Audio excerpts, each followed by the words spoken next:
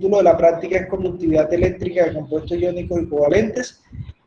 Lo que vamos a tratar de hacer el día de hoy es, a partir de una propiedad física de la sustancia que se llama conductividad eléctrica, poder deducir si una sustancia es iónica o es covalente, teniendo en cuenta ciertas aclaraciones que hay que tener.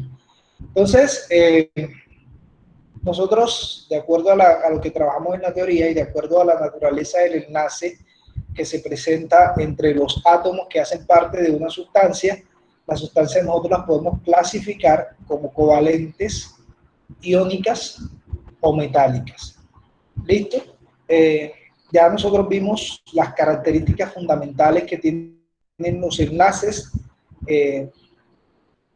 de cada una de estas sustancias, y eso va a influir directamente sobre las propiedades físicas que estas sustancias presentan. Dentro de estas diferencias se encuentra, o dentro de estas propiedades que marcan diferencias de acuerdo al tipo de enlace que presenta una sustancia, se encuentra la conductividad eléctrica. ¿Qué es la conductividad eléctrica? Como les dije, una propiedad física que mide la capacidad que tiene un material para permitir que la corriente eléctrica fluya a través de él, entendiéndose la corriente eléctrica como un flujo de electrones. ¿Estamos? Entonces, para eso están hechos los circuitos eléctricos, para que fluya la corriente eléctrica. Por ejemplo, cuando tenemos en nuestra casa el switch de una bombilla apagado, sencillamente tenemos el circuito cerrado, por eso la bombilla no enciende. Tenemos un circuito que se encuentra interrumpido. ¿Qué sucede cuando nosotros accionamos el interruptor? Completamos el circuito, los electrones empiezan a fluir, ¿cierto? Y la energía se transforma, en ese caso, en energía lumínica en esa bombilla. Llámese bombilla normal, bombilla LED, etcétera, etcétera. ¿Listo? Entonces, eso es la conductividad, capacidad para dejar fluir a través de ese material la corriente eléctrica.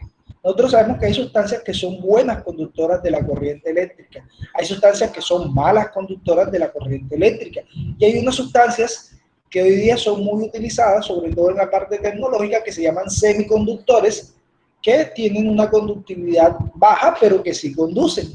Entonces, eso básicamente se debe a la estructura del material con el que se está trabajando. ¿Listo? Entonces, de acuerdo a la teoría, nosotros tenemos sustancias que son muy buenas conductoras de la corriente eléctrica. ¿Quién me dice una sustancia que sea buena conductora de la corriente eléctrica, que ustedes conozcan? El cobre, aluminio. El cobre, de aluminio. ¿cierto? Generalmente en nuestras casas, cuando hacen las comedidas eléctricas, estas se utilizan alambres de cobre de diferentes calibres, ¿cierto? Existen mejores conductores que el cobre, pero el costo de estos materiales pues se incrementa. El oro es mejor conductor que el cobre, el platino, hay otros elementos que conducen mejor. ¿Listo? En términos generales, todas las sustancias metálicas conducen bien, relativamente bien, la corriente eléctrica. ¿Listo? Entonces, fíjense, el dispositivo que vamos a usar para medir la conductividad es similar al que se usa en el laboratorio. Tenemos un recipiente en el cual nosotros vamos a depositar la sustancia a la cual le queremos determinar si es buena conductora o mala conductora de la corriente eléctrica. Tenemos un circuito eléctrico que está interrumpido. En ese circuito eléctrico tenemos esta parte que es una bombilla. Cuando nosotros hacemos clic aquí, nos muestra la intensidad de la corriente y la potencia que se está generando en la bombilla. ¿Listo? Es muy importante que tengamos en cuenta la potencia, porque eso es lo que nosotros observamos en el laboratorio cuando estamos haciendo esta práctica. Entonces, el circuito aquí se encuentra interrumpido. Cuando yo coloque aquí una sustancia que sea buena conductora de la corriente eléctrica, por ejemplo, el hierro, fíjense lo que pasa con la bombilla. La bombilla enciende. ¿Listo? Porque la corriente que viene fluyendo por aquí, que llegue acá, va a fluir directamente por acá. ¿Listo? Entonces, va a fluir a través de este material llamado hierro, que es un metal y que es buen conductor de la corriente eléctrica. ¿Ven? Entonces, vamos a ver la potencia que se genera cuando el conductor que tenemos ahí es hierro. Se genera una potencia de 810 miliwatts. ¿Listo? Bien, vamos a cambiar esa sustancia. Vamos a utilizar plata. También encendió la bombilla. Y la intensidad también es de 810 megawatts, perdón, miliwatts, que es una buena intensidad. ¿Listo? Nosotros observaríamos esa bombilla en el laboratorio que enciende con fuerza, que enciende bien. ¿Listo? Eso para explicarle cómo funciona el dispositivo. watts. ¿Ah? No son 810. Sí, Ah, 810 miliwatts. entendí, perdón. Bien, entonces, en la práctica nosotros no vamos a medir la conductividad de metales. Ya sabemos que ellos conducen bien la corriente eléctrica. ¿Listo? Nosotros queremos identificar a partir de este dispositivo si una sustancia es esencialmente buena conductora o no de la corriente eléctrica. Y después, a partir de la información que yo tengo de la sustancia, deducir si es iónica o es covalente. Miremos qué sucede cuando yo agrego una sustancia iónica como el cloruro de sodio al agua. Perdón, a mi dispositivo. Como se pueden dar cuenta, el dispositivo o mi bombilla no se enciende. Hay una pequeña conductividad, en este caso ahí se genera una pequeña potencia que no alcanza a encender la bombilla, de 0.0067 picowatts. El picowatt es un submúltiplo bastante pequeño, entonces eso no alcanza a encender esa bombilla. ¿Listo? Profesor, Sígame. yo escuché que el agua pura no es conductora de energía y lo que la hace ser conductora son las impurezas. Ahorita vamos a observar, aquí tenemos agua precisamente, vamos a mirar qué tan buena conductora es el agua. Esta agua es pura, esta agua que tenemos acá. Profe, Sí, dígame. es que se me cayó el internet hace un momento. No vi lo que hizo después de cuando agregó el cloruro de sodio, no vi qué pasó. No encendió la bombilla. Y al igual que el nitrato de potasio que acabo de agregar aquí, la potencia que se genera es muy baja, 0.07 picowatts. Eso es, en términos de potencia, muy bajo. Y obviamente la bombilla no va a encender, a pesar de que de pronto se podría estar conduciendo algo de electricidad, pero es insignificante. ¿Listo? Bien. Entonces, la conclusión a la que podemos llegar acá es que los compuestos iónicos son malos conductores de la corriente eléctrica. ¿Listo? En estado puro, porque estas sustancias que yo acabo de medir acá están en estado puro. ¿Listo? Vamos a ver qué pasa con las sustancias covalentes. Vamos a ver el yodo. Fíjense qué pasa cuando yo agrego el yodo a mi dispositivo. La potencia que se genera es de 0.011 picowatts. Quiere decir que es un mal conductor de la corriente eléctrica. No conduce lo suficiente como para lograr encender esa bombilla que tenemos ahí. ¿Listo? Entonces, en términos generales, las sustancias covalentes son malas conductoras de la corriente eléctrica. Miremos qué pasa con el carbono. Con el carbono encendió. Aquí tenemos un alótropo del carbono. Esto se los voy a dejar de tarea y ustedes lo van a anexar a su informe. Si ustedes consultan cualquier texto, ustedes van a encontrar que las sustancias covalentes son malas conductoras de la corriente eléctrica. ¿Listo? Eso lo van a encontrar siempre así.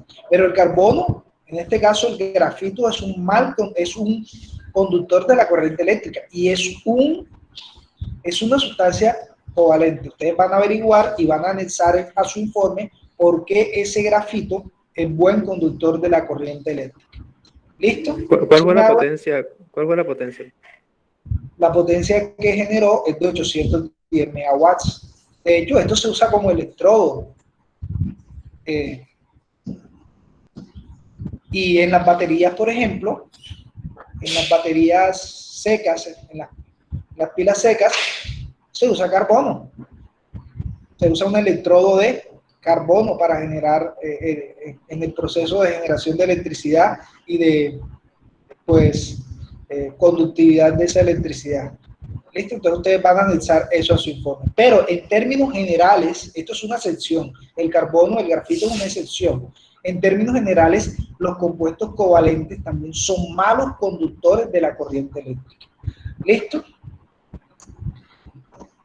Miremos el caso del agua, que también es una sustancia covalente. ¿Ves? Observe.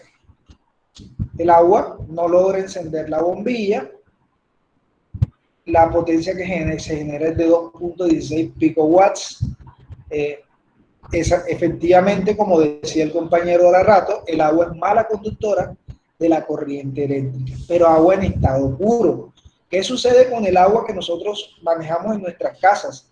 Eso es agua potable, no es agua pura. El agua pura se utiliza en los laboratorios. De hecho, el agua pura no es recomendada para el consumo humano. Cuando hablamos de agua pura, es agua que no contiene otra cosa además de H2O. Listo. El agua que nosotros utilizamos en nuestras casas para tomar, para hacer las labores de la casa, si es del acueducto, es agua que tiene ahí iones disueltos, tiene sales, tiene cloro,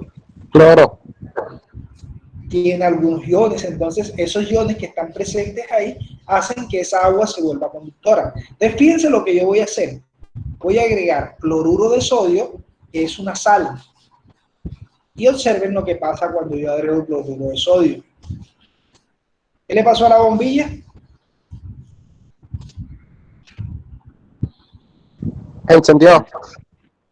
Y miren la potencia que se generó. 258 miliwatts. Listo, o sea que está conduciendo, no a la efectividad de los metales, pero está conduciendo la corriente eléctrica.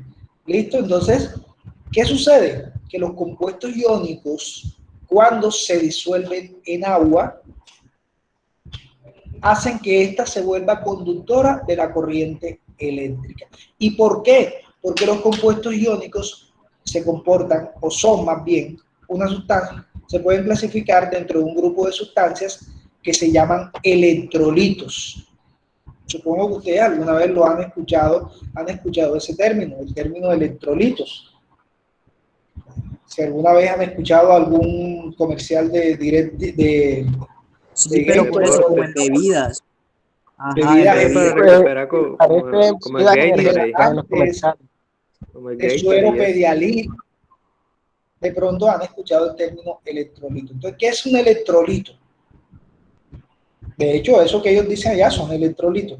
Un electrolito es una sustancia que cuando se disuelve en agua, libera iones. Entonces, fíjense, una cosa. Estoy esperando que se active el tablero acá. La explicación que estamos haciendo es más larga que el laboratorio que vamos a hacer. No se preocupen que una vez terminemos de la explicación, en 5 minutos terminamos. Entonces, fíjense, el cloruro de sodio, su fórmula es NaCl. Cuando yo tengo un cubito de sal, un granito de sal en la cocina, tengo millones y millones de átomos de sodio y de cloro formando una estructura que se llama estructura cristalina, porque esto es un sólido cristalino. Particularmente forman una estructura cristalina cúbica centrada en las caras. Eso cuando él está sólido. ¿Qué pasa cuando este cloruro de sodio yo lo disuelvo en agua? Que es lo que yo acabé de hacer en la simulación. El sodio logra liberarse del cloro. Y el cloro logra liberarse del sodio. Pero cuando el cloro se libera del sodio, se lleva un electrón del sodio y él queda cargado negativamente. Y como el sodio pierde un electrón, queda cargado positivamente. Entonces, un electrolito es cualquier sustancia que al disolverse en agua es capaz de liberar iones. No, todas las sustancias iónicas tienen esta particularidad, sin excepción alguna. ¿Listo? Entonces, por eso, las sustancias iónicas, cuando están disueltas en agua, son buenas conductoras de la corriente eléctrica. Pero hay sustancias covalentes polares, no covalentes puras, sino covalentes polares, que pueden también liberar iones. ¿Listo? Por ejemplo, el ácido clorhídrico. El ácido clorhídrico es un electrolito y es un electrolito fuerte. Disocia completamente cuando se disuelve en agua y produce H+ y Cl-. Esto queda en estado acuoso. En estado acuoso. O sea, está disuelto en el agua. Entonces, eso pasa con los electrolitos. Entonces, la conductividad que se genera cuando el compuesto es iónico es mayor que cuando es covalente. Sobre todo si el electrolito no es fuerte. Hay electrolitos que son débiles, como el ácido acético, CH3COOH. El ácido acético es el ácido del limón, del vinagre. El vinagre es una solución de ácido acético. ¿Qué sucede con el ácido acético cuando está en presencia del agua? Él libera iones H+ y libera iones acetato, CH3COO.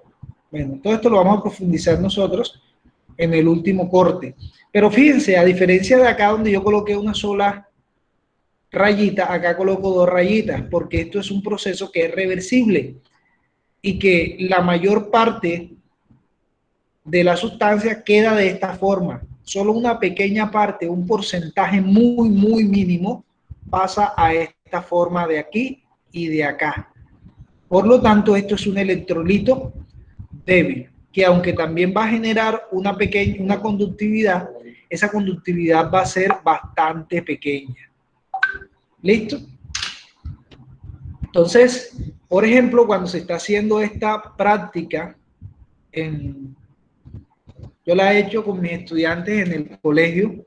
Ellos mismos han hecho el dispositivo para realizarla y lo han llevado al colegio y allá conseguimos las sustancias. Cuando se hace con el vinagre, por ejemplo, se logra ver que la bombilla, pero le enciende, es apenas el filamento, medio se pone amarillito, el filamento de la bombilla, porque hay que hacerla con una bombilla de esas viejas, de filamento, no con una de estas LED. Y en cambio, cuando se hace con el cloruro de sodio, como vieron allá, enciende completamente. ¿Listo? Entonces, la clave entre estas sustancias es que las que sean electrolíticas, como los iónicos, van a disolverse, al disolverse, van a formar iones. ¿Listo? Y esos iones, esas cargas positivas y negativas que están ahí presentes, son las que van a permitir que los electrones fluyan a través de la solución. ¿Sí? ¿Me iban a preguntar algo?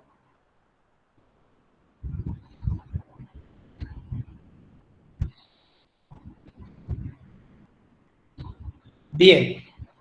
Entonces, la idea es que ya con esto que les acabo de explicar y con el conocimiento que ustedes tienen del capítulo de enlace, de qué tipos de átomos están formados las sustancias covalentes, de qué tipo de átomos están formadas las sustancias iónicas, ahora que hagamos el experimento, ustedes sean capaces de concluir si esa sustancia es iónica o es covalente, porque vamos a tener sustancias disueltas en agua.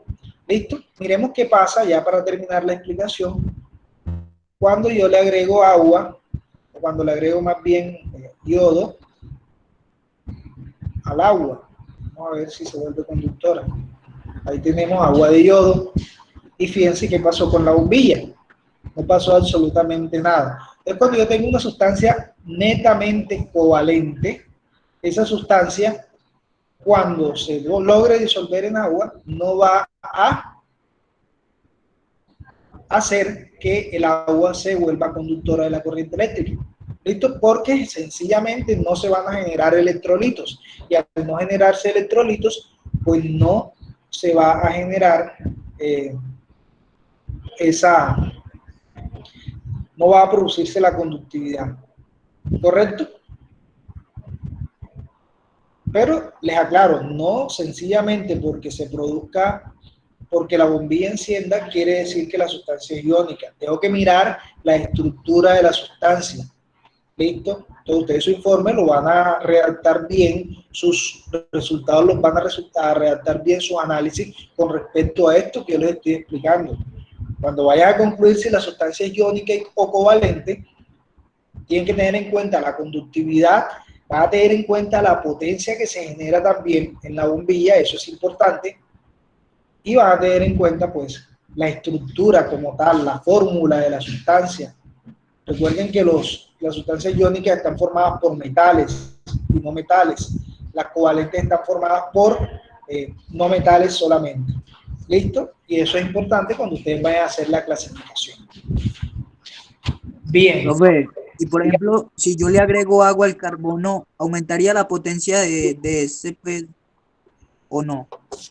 Estamos en el laboratorio, vamos a mirar.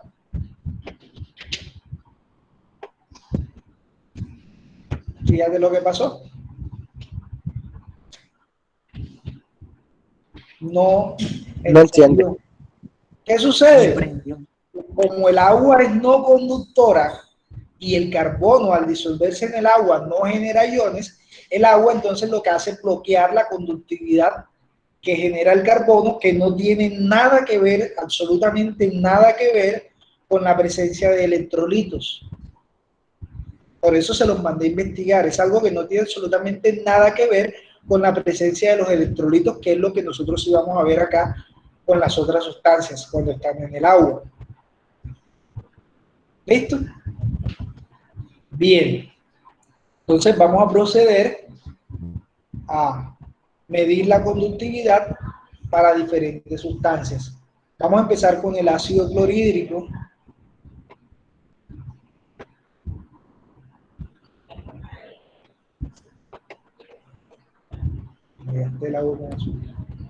Vamos a empezar con el ácido clorhídrico. Entonces, esto es rápido. Yo agrego la sustancia, ustedes van a mirar si la bombilla enciende o no y van a notar la potencia que se genera en la bombilla. ¿Listo? Entonces empezamos con el ácido clorhídrico, pero a una concentración 1 molar. Y aquí está la potencia que se genera, 308.53 miliwatts. ¿Listo? La bombilla, como pueden darse cuenta, encendió. Ya les expliqué allá que el ácido clorhídrico es un electrolito. ¿Listo? Vámonos con ese mismo ácido clorhídrico, pero a una concentración menor. Una concentración de 0.1 molar.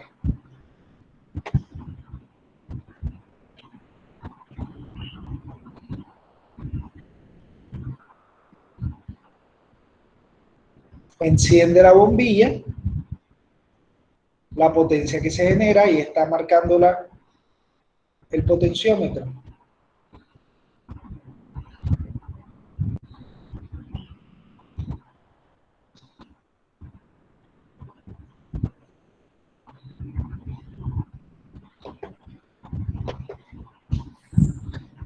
Vamos a mirar el hidróxido de sodio. Ahí tenemos hidróxido de sodio. Encendió la bombilla. La concentración de ese hidróxido de sodio es 0.1 molar. O sea, por cada litro hay 1 mol de hidróxido de sodio.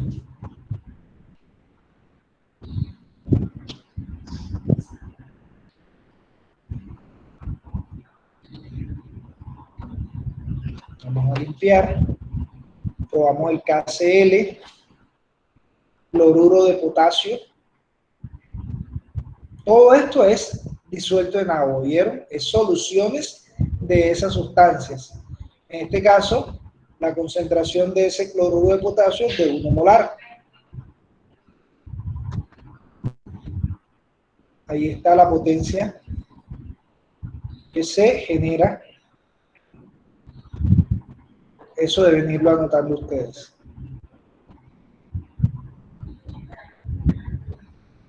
Les recomiendo que los resultados de este laboratorio lo organicen en tablas para que les quede el informe muy bien hecho. Listo, vamos a probar ahora el yoduro de potasio. No, el yoduro de potasio.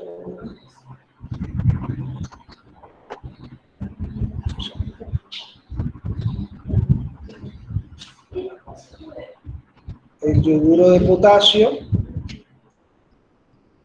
enciende. La conductividad es de 50,91 miliwatts.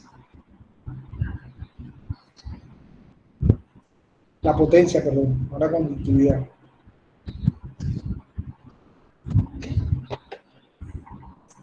Probemos el etanol, que es este que tenemos acá. Esto es etanol puro.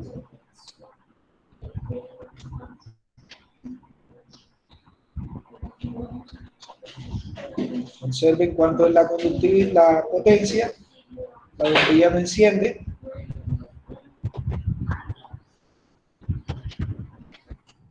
¿Cuánto es la potencia? Pero no vi. ¿Cuánta concentración hay, bro? No, es puro. No hay concentración porque él es puro. No está disuelto en agua. Es etanol puro. Recordemos que el alcohol, el etanol, viene en estado líquido. Ahí está la potencia.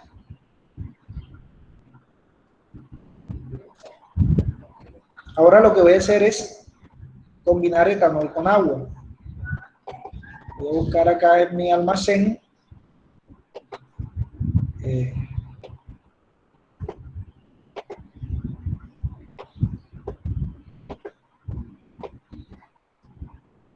El agua. Voy a buscar también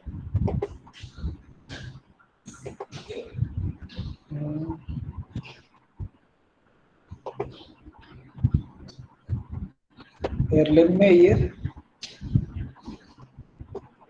y voy a mezclar agua con etanol. Una mezcla. 50 mililitros de agua, 50 mililitros de etanol. Y vamos a ver qué pasa.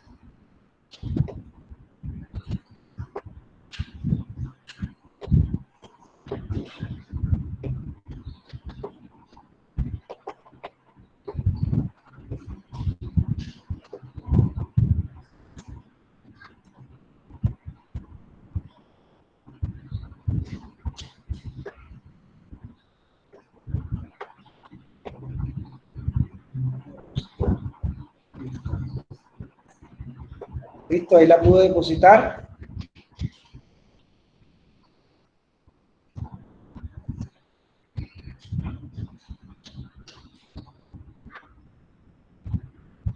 Fíjense la diferencia ahora lo que está generando. Ahora la potencia está en nanowatts. Mucho más pequeño todavía que el pico. O sea que bajó la conductividad. ¿Listo? Vamos ahora a probar con agua, con Profe, azúcar. ¿por qué no se mantiene estable, sino que sube así? Generalmente, lo raro es que se mantenga estable. O sea, aquí la simulación lo estabiliza, por decirlo así, pero esto es corriente que va fluyendo. O sea, la potencia fluctúa siempre. La potencia nunca es constante en este tipo de experimentos. Lo raro es que nos los deje quietos. Eso fue lo que yo me pregunté ayer cuando estaba probando. ¿Por qué la dejaba quieta? Entonces, ya es cuestión de la simulación. Es normal que esa potencia fluctúe en ese caso. Entonces vamos a buscar azúcar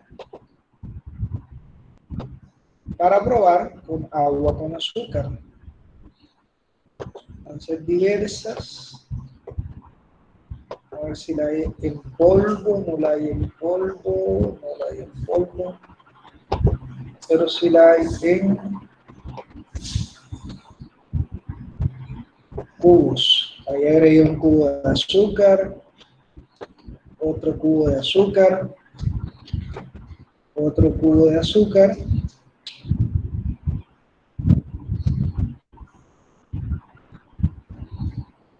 Vamos a echarla hasta que no se disuelva más.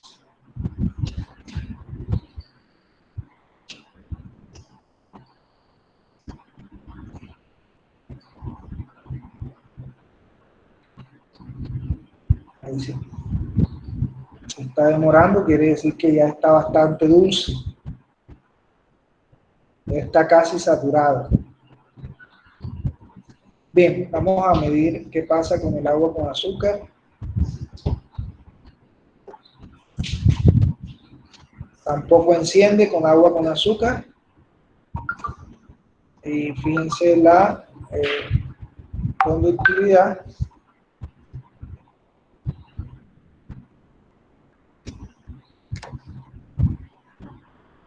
Observen ahí.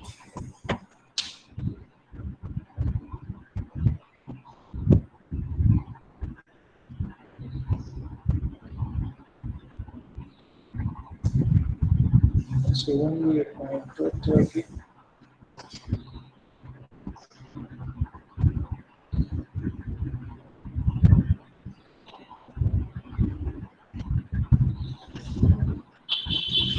Bien. Ya vimos lo que pasó con el agua con azúcar.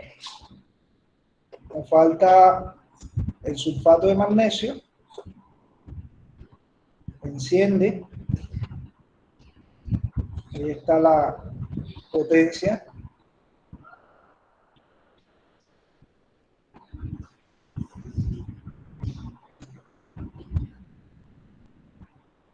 Y por último, vamos a probar con el nitrato de cobre.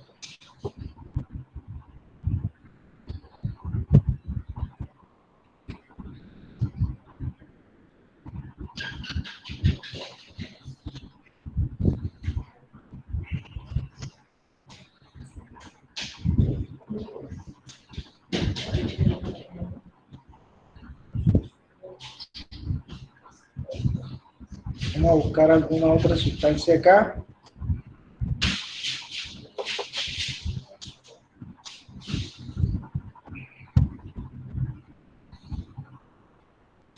Vamos a probar con el peróxido de hidrógeno, a ver qué pasa con el peróxido de hidrógeno.